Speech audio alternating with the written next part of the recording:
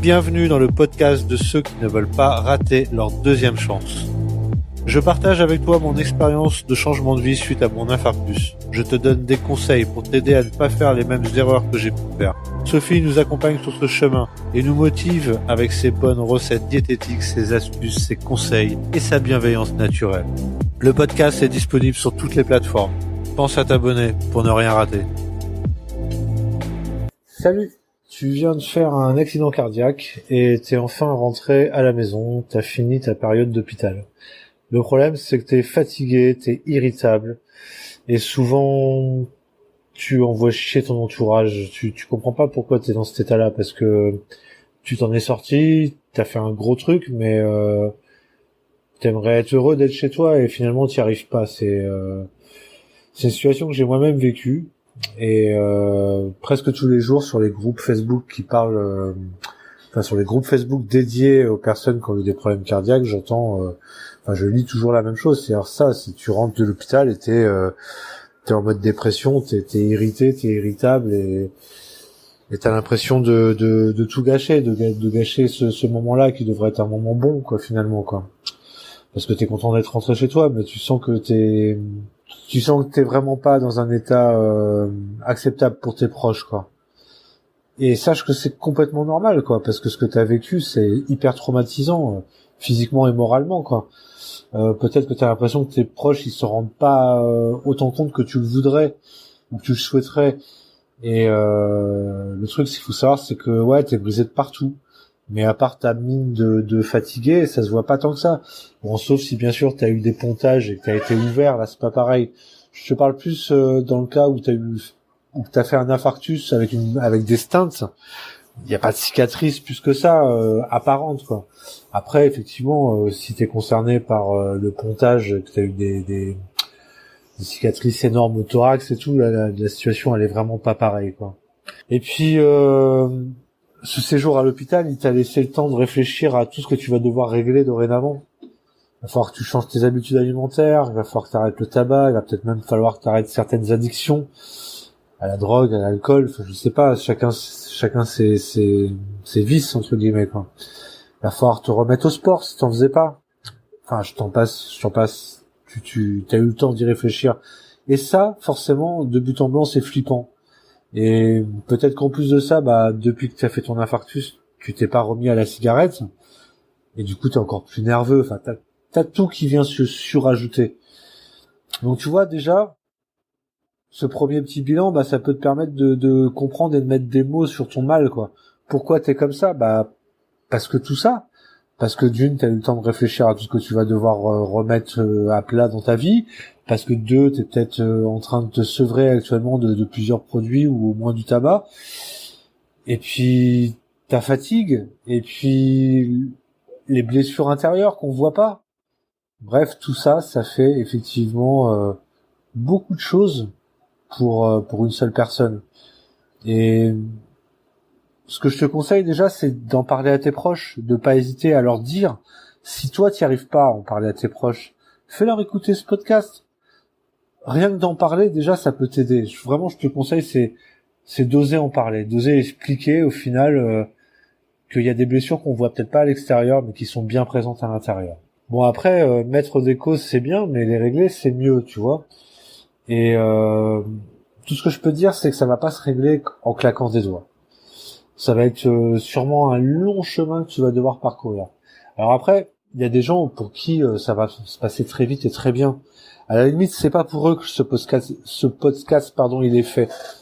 Il est surtout fait pour les gens qui ont été comme moi ou qui sont comme ceux que je lis sur les groupes Facebook, qui ont vraiment une difficulté à se remettre sur pied après cet infarctus, quoi. Donc déjà, ce qu'il faut savoir, c'est que vu que tu es rentré de l'hôpital récemment, c'est que t'as pas fait ta rééducation cardiaque. Alors elle te fait peut-être peur, mais je t'assure que ça va vraiment être les fondations de pas de ta nouvelle vie, parce que t'as pas une nouvelle vie, t'as une seconde chance, c'est pas pareil. J'en parlerai plus tout à l'heure, quoi. Ta nouvelle chance, elle va démarrer à ce moment-là. Ça va être vraiment les fondations. La rééducation cardiaque, il va pas falloir que tu la prennes à la légère. Je te conseille vraiment de t'y investir à fond, même si ça va être dur. Tu risques d'avoir des hauts et des bas pendant ce moment-là. Mais fais-la, vraiment. Je t'assure que tu t'en rendras compte après. Vraiment, vraiment, vraiment. Moi, en tout cas, pour moi, la rééducation cardiaque, elle a vraiment été salutaire. Je te le garantis. Si tu vas sur ma chaîne YouTube, tu verras une des premières vidéos où j'en parle. Alors la vidéo, elle est un peu pourrie, c'était une de mes premières. Bon, je dis pas que les autres, elles sont meilleures, mais enfin, vraiment, c'était les premières. Elle est vraiment pourrie au niveau technique. Mais ce que j'y dis dedans, les discours, même si je brode un peu et que c'est long, c'est vraiment ce que j'ai vécu et je te conseille de l'écouter. Si cette rééducation cardiaque te fait flipper, vas-y, va voir cette vidéo. Je te le conseille. Une fois que tu auras fait ta rééducation cardiaque, déjà ton corps et ton esprit se sentiront mieux. Et tu auras repris confiance en toi. Bah et là maintenant, il sera temps que tu te poses des questions existentielles. Pourquoi tu es encore vivant? Qu'est-ce que j'ai fait pour en arriver là? Est-ce que j'ai une seconde chance? Est-ce que je dois changer? Changer quoi? Changer pourquoi? Etc., etc., etc. Tu vas en avoir des tonnes de questions qui vont se passer dans ta tête. Et toi seul pourras y répondre.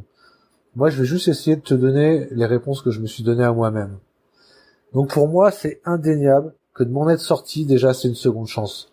Parce que je pense à tous les gens qui sont restés sur le carreau, tous les gens qui sont arrivés après les fameuses 90 minutes où tu peux être sauvé. Tous les gens qui ont fait des crises cardiaques subites avec la mort qui s'ensuit.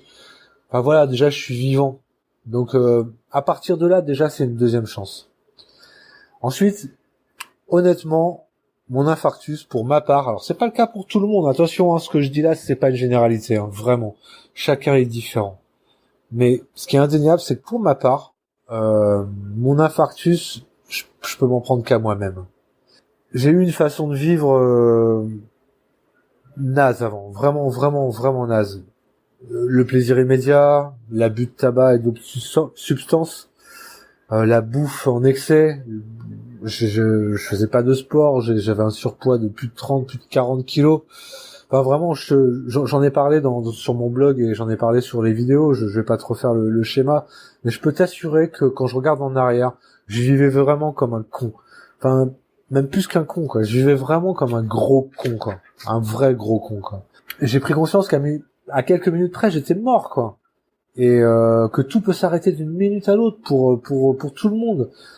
On a tendance à penser qu'on va mourir vieux.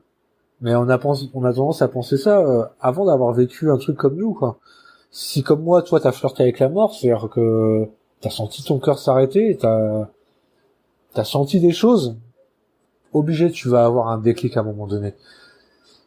Je sais qu'on a tendance à se lamenter sur ce qui nous est arrivé, mais ce que j'essaye de te faire passer comme message dans mes vidéos et sur le blog, c'est de passer ce cap-là, d'arrêter de se lamenter et de voir le positif, d'essayer d'enclencher quelque chose dans ton cerveau qui va faire que tu vas arriver à lâcher prise, arriver à vivre l'instant présent, à savourer chaque seconde de ta seconde chance. Je dis pas seconde vie parce que c'est pas la même chose. Une vie t'en as qu'une. Par contre, t'as plusieurs chemins qui peuvent t'amener à différents caps. Moi, ma vie, mon premier chemin, il m'a amené à mon infarctus. Et mon infarctus m'a amené à ma seconde chance, à mon deuxième chemin. Tu vois, c'est pas pareil du tout, quoi. Ça m'a appris à assumer mes conneries à 100%. Et ça m'a même appris à finalement à apprécier mes conneries parce que à pas apprécier mes conneries, à apprécier mon infarctus, à me dire que grâce à lui, putain, je redécouvre une autre façon de vivre, quoi, la façon que j'aurais voulu vivre dès le début, mais bon, voilà. Enfin, c'est difficilement explicable ce que je suis en train de te dire. L'avantage du podcast, c'est que je peux broder, toi, on s'en fout, il y a pas de vidéo derrière, il y a pas de mise en scène, il y a rien. Je te parle comme si t'étais en face de moi, comme si on se buvait un coup, quoi. D'ailleurs, c'est pour ça que je me permets de te tutoyer. Déjà, sur Internet, la règle veut qu'on se tutoie. Donc voilà, je tutoie tout le monde. C'est comme ça. Ou du moins sur Internet, quoi. Ça m'a changé. Mon infarctus, il m'a permis aussi de...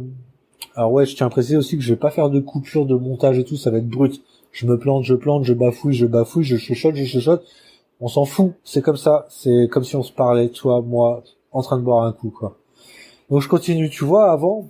je me considérais comme un mec pauvre. Je m'entends dans le sens où j'avais qu'un SMIC, et j'étais toujours en train de critiquer le fait que j'avais pas une thune, que j'avais pas de chance, que blablabla. Enfin bref, je m'apitoyais sur mon sort.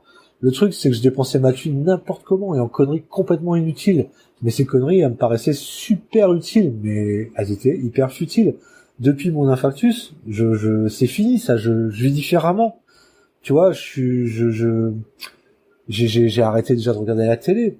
Alors c'est tout con, mais pourquoi j'ai arrêté de regarder la télé? Bah, simplement parce que quand tu prends conscience que t'as une seconde chance, et que t'as conscience que d'une seconde à l'autre, tu peux remourir, bah ouais, t'es pas à l'abri, hein. T'es pas à l'abri de refaire un infarctus, t'es pas à l'abri de faire autre chose, t'es pas à l'abri d'avoir un accident, t'es pas à l'abri d'avoir un cancer.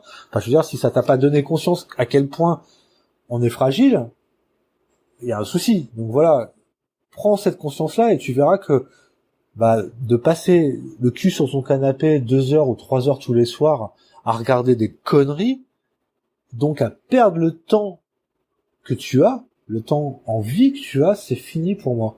Et du coup, bah, dépenser des thunes dans des conneries, c'est aussi fini pour moi. Enfin, tu vois, c'est tout un cheminement qui a fait que ma vie a changé sur plein de pans différents, sur ma relation à la nourriture, ma relation à mes dépenses, ma relation à mes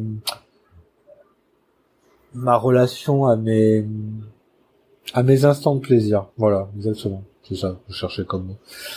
Mon forfait internet, j'avais la Freebox Révolution avec tout ce qui va bien, nanana, toutes les options à 40 balles, bah c'est bon, je suis passé sur un pauvre raid à 15 € par mois. Enfin, j'ai fait en sorte que, bah ouais, j'ai qu'un SMIC parce que j'ai pas fait d'études, parce que voilà, je vais pas passer ma vie à me lamenter. Non, faut que j'aille de l'avant, faut que je profite de chaque seconde qui m'est donnée, parce que putain, la vie elle est belle, sinon autant préférer être resté sur le carreau au moment d'avoir fait l'infarctus, tu vois.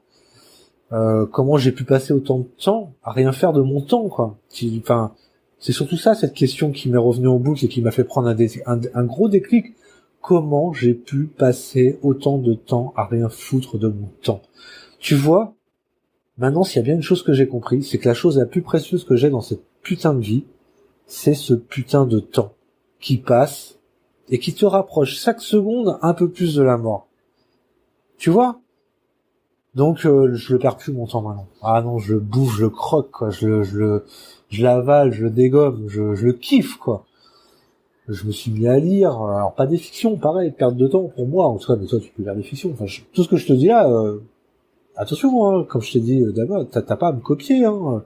Chacun son truc, pioche des idées peut-être, mais voilà, moi pour mon cas, je me suis mis à lire surtout des bouquins de développement personnel, des bouquins qui font que j'apprends des choses. Voilà, je profite de mes proches vachement plus. Je savoure chaque seconde sans me plaindre. Je relativise à bloc. Je prends du temps pour moi tous les matins, quoi, pour mon bien-être. Je médite, je mange plus sainement. Je fais du sport en y prenant plaisir. Ça, c'est pareil. J'ai fait plein de vidéos et je vais en faire encore d'autres sur comment arriver à faire du sport sans t'épuiser et sans te faire plaisir. Déjà, la rééducation cardiaque, ça va t'apprendre les bases. Si j'avais pas fait la rééducation cardiaque, jamais j'aurais refait du sport, quoi. Tu vois, par exemple, si j'avais pas fait mon infarctus, une chose est sûre, c'est que j'aurais été un gilet jaune. Ça, c'est clair et net, quoi. J'aurais fait cette révolution. Mais là, bah non, j'ai pas de temps à perdre, quoi. Je suis désolé. C'est mon état d'esprit tout entier qui a changé là-dessus, quoi. Je suis responsable de ce qui m'arrive. Si je veux voir un changement quelconque dans ma vie, je sais que maintenant, il faut que je fasse l'action qui est nécessaire à ce changement. Ça va pas tomber tout seul. Si je continue les habitudes, et si en plus les habitudes, elles sont pas bonnes, ça risque pas d'aller en mieux. Tu vois, c'est de la logique, quoi. Je réclame pas. Enfin si, je réclame, mais dans ma tête à l'univers. Mais ça, c'est encore un autre sujet, quoi. Attention, je te dis pas que les gilets jaunes, c'est pas bien, hein. Mais je le fais différemment. Déjà, tu verrais la gueule de mes caddies au supermarché.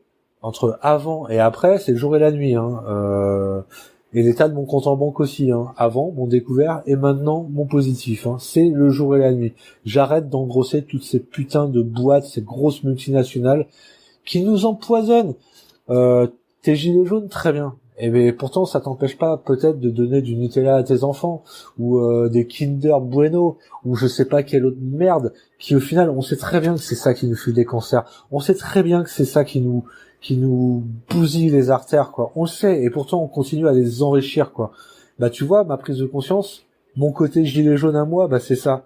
C'est c'est manger plus sainement, c'est faire des trucs nous-mêmes. Tu vois, si j'ai envie d'un bounty, eh ben je vais me le faire mon bounty. Je sais ce que je vais mettre dedans. Il y aura pas d'additifs, il y aura pas de gras hydrogéné, il y aura pas de choses qui me feront mal pour mes artères. Et puis je vais pas en bouffer tous les jours. Ça c'est encore autre chose.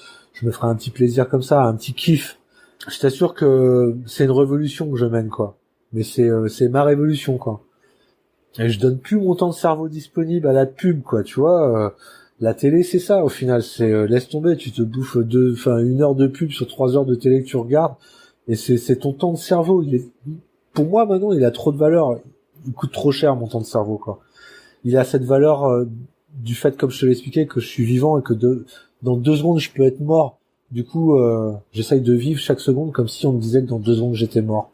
C'est aussi simple que ça, quoi. Est-ce que tu ferais, tiens, voilà, un truc très simple. C'est pas de moi, hein, je l'ai lu dans un bouquin, ça. Est-ce que si on te disait que tu meurs dans 5 jours d'une manière certaine, est-ce que tout ce que tu comptes faire là, dans les 5 jours, là, actuellement, alors que t'es pas au courant, est-ce que tu ferais la même chose? Bien sûr que non. Bien sûr que non. Et qu'est-ce qui te fait dire que tu mourras pas dans 5 jours, franchement? Rien, quoi. Donc voilà le changement d'état d'esprit que je pense que tu dois avoir après un infarctus. Arrêtez de te lamenter. Dis-toi que t'as eu une putain de chance d'être encore vivant, quoi. Donc voilà, fini de donner mon temps de cerveau disponible à la pub, quoi. Et je t'assure que du coup, mon esprit, il est beaucoup plus clair. Et je pense à des choses beaucoup plus positives, quoi. Tout a changé pour moi. Enfin, vraiment, après mon infarctus, j'ai expliqué dans toutes les vidéos que j'ai fait sur mon blog, j'ai fait des burn-out, j'ai fait des dépressions. Je dis bien après mon infarctus. Tu vois, je te dis pas que je suis arrivé à cet état d'esprit comme ça, quoi. J'ai mis 3 ans à y arriver, quoi. Et c'est pour ça que je tiens à partager mon expérience. Les groupes Facebook, c'est bien, mais des fois, t'oses pas tout dire. Et j'aurais aimé quelque part tomber sur un podcast, alors peut-être mieux fait que ce que je fais là. Je pense que je suis pas encore très bon dans ce que je fais, mais je le fais. Voilà, j'ai envie que si t'écoutes ce podcast, si t'es dans ma situation, si c'est dans la situation où j'ai été, si tu te sens pas bien, j'aimerais juste que peut-être quelques petites phrases du podcast te sortent un peu de cette dépression dans laquelle tu te mets doucement, quoi. Enfin, je dis dépression, mais c'est peut-être pas une dépression, mais voilà, ton irritabilité, enfin ton état d'esprit, quoi. Alors bien sûr, le long de ce chemin, j'en ai eu des relâchements, des doutes, etc. Il y a des moments où t'es hyper motivé, et puis d'autres moments où tu dis que tu fais ça pour rien, t'as tendance à vouloir rebouffer. La seule chose où je suis pas retombé, c'est le tabac, tu vois. Vraiment, j'ai arrêté, voilà. Bon, par contre, j'avoue, je fume encore la cigarette électronique. C'est elle qui m'a aidé. Ça, c'est pareil, il faut pas avoir de tabou avec ça, quoi. Bref. Mais j'ai toujours réussi à me relancer, tu vois. Et ça, je pense que c'est grâce aux fondations que la rééducation cardiaque m'a donné. D'où l'intérêt de la faire sérieusement. Et puis je vis pas comme un prêtre, je vis pas comme dans un monastère, je m'offre des bons moments de plaisir intenses. T'as qu'à suivre mon Instagram pour le voir, quoi, ou mon Facebook, quoi. Mais c'est calculé, c'est mesuré. C'est un jour dans le week-end, c'est pas tous les jours comme avant. Mais chaque jour, je prends du plaisir. Même si c'est pas du plaisir comme on l'entend, du plaisir immédiat. Je prends du plaisir chaque jour à apprécier la moindre seconde qui passe. Je me répète, je sais, mais vraiment c'est ça qui est important. Enfin, je pense que c'est ça qui est vraiment important, quoi. Je t'invite à me suivre sur Instagram ou sur Facebook pour que tu voies que je vis pas comme un moine. Enfin, qu'on vit pas comme un moine, parce que tu sais que je suis pas tout seul à faire cette chaîne. Il y a aussi Sophie, ma compagne, qui m'a énormément aidé. Enfin, si elle avait pas été là, je pense que j'en serais peut-être pas là non plus, quoi. Et peut-être qu'il y a des gens qui sont peut-être pas accompagnés ou mal accompagnés ou pas assez accompagnés. Et voilà, je sais que c'est pas facile quand c'est comme ça, quand t'es tout seul, quoi. N'hésite pas à me dire si tu veux que j'approfondisse des points plus en détail que t'as eu dans ce podcast. Me le dis-le-moi en commentaire, que ce soit sur YouTube, sur n'importe quelle plateforme sur laquelle t'écoutes ça, quoi. Dis-moi aussi si le format du podcast te convient, si comparé à la vidéo. Alors bien sûr, je vais pas arrêter de faire des vidéos, je vais continuer, mais pour d'autres choses. Quand je vais avoir envie de parler comme ça d'un sujet où j'ai pas envie de me prendre la tête à faire du montage et tout, je préfère ce format-là, comme si t'étais en face de moi, quoi, en train de boire un coup. Tu trouveras mes vidéos sur ma chaîne YouTube et les podcasts, je les mettrai aussi sur YouTube. Et en plus de YouTube, les podcasts vont partir sur Spotify, sur Apple Podcasts, sur iTunes, sur SoundCloud, enfin bref, sur toutes les plateformes où tu peux avoir des podcasts. Je vais essayer de la mettre pour avoir le plus de visibilité possible. Donc je te laisse, j'en ai fini pour aujourd'hui. J'espère que le contenu t'a intéressé. Je sais que j'ai été un peu brouillon, mais il faut forger pour devenir forgeron, et c'est mes débuts, et voilà. Donc je m'améliorerai peut-être avec le temps, et je vais le mettre comme ça, je vais le poster comme ça, de but en blanc, avec les blancs, avec les bafouillements, avec les erreurs. Je te prie de m'excuser, et si tu veux m'encourager, abonne-toi à la chaîne YouTube, essaye de laisser un commentaire. Vraiment, ça m'aide à faire connaître ce petit travail, quoi. Je te dis à très très bientôt sur cette chaîne, ici ou ailleurs. Bye, passe une bonne journée. Ciao. Si cet épisode t'a plu, pense à laisser un avis sur Apple Podcast ou sur YouTube. Ça te prendra qu'1 minute et ça m'aidera énormément à me faire connaître. Si tu veux continuer sur le chemin avec nous, bien sûr, abonne-toi.